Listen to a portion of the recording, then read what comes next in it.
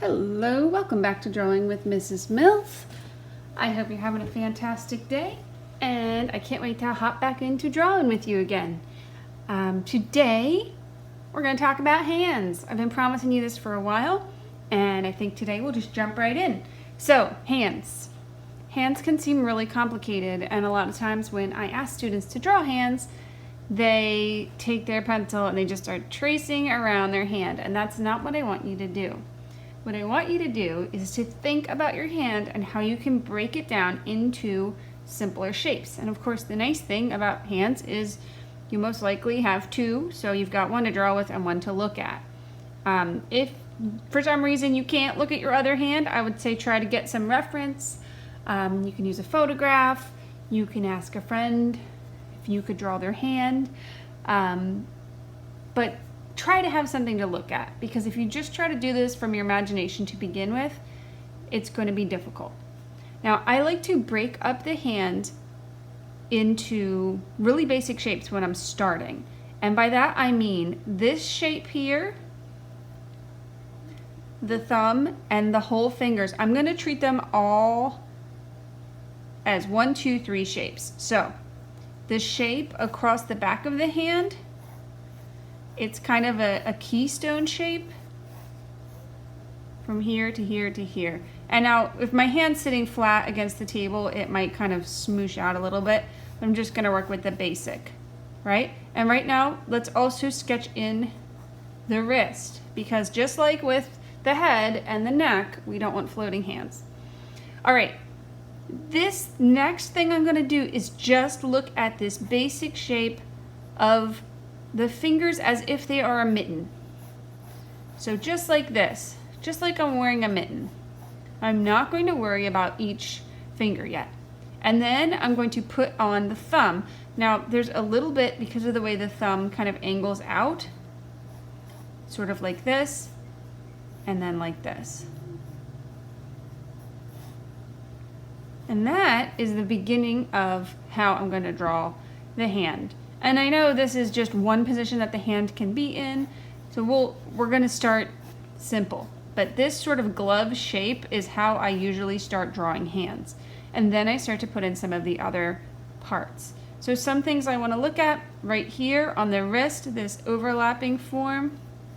Overlaps are really important because they show you, they actually will create depth in your drawing. So the way this overlaps over this part of the hand.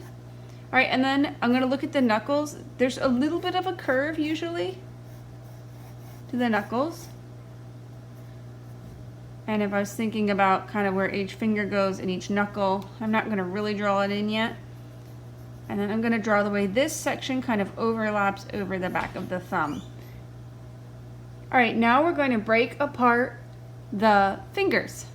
So just to start, we've got 1, 2, 3, 4 fingers. Really quickly, just lightly sketch in a separation.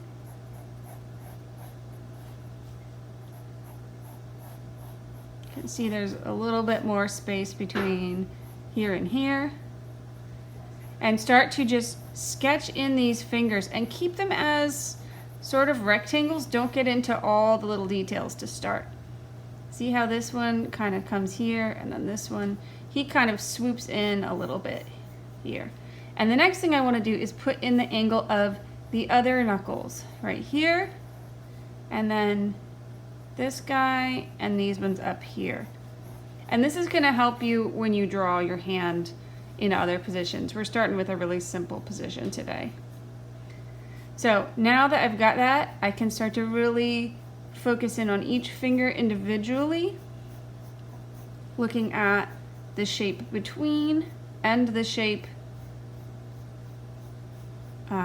like the shape of the finger and the space in between. Look at that. That's going to help you draw it a little bit better. And sort of the little bit of character that each one has. Now these knuckles in here, like, they're pretty pronounced.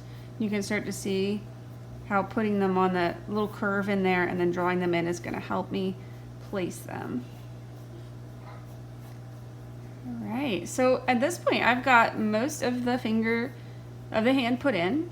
We've got a pretty good idea about the shapes. I'll move this down a little bit. The thumb is kind of on his own here, so get the idea of that knuckle. This is a good shape right here. You can see right there into the knuckle and here. And then you can, after you've got an idea of everything, you can start to sketch in the fingernails. You always want to work from biggest to smallest. So like, you don't have to worry about the fingernails when you're starting. It's just like, and if you're drawing someone from far away, you're probably not going to see their fingernails, so don't stress about that. But as you get more details, as you get more done, you can put in more details. So I'm really going to put in the idea of sort of the shape, and I would of course go in and do these with more detail and more accuracy as I go. And I'll also put in these other knuckles, all these parts here.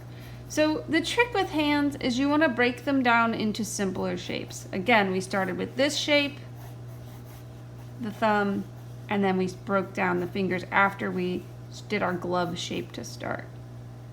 Tomorrow I'm going to show you the hand in this position, and we'll talk about that a little bit. But I'd like you to try this. Don't be afraid. It's good practice no matter what. Even if you make a mess and make a mistake, that's okay. It's good practice. I hope you enjoyed drawing with Mrs. Mills today. I hope you give this a try, and I can't wait to see what you make. Thanks, and have a fantastic day.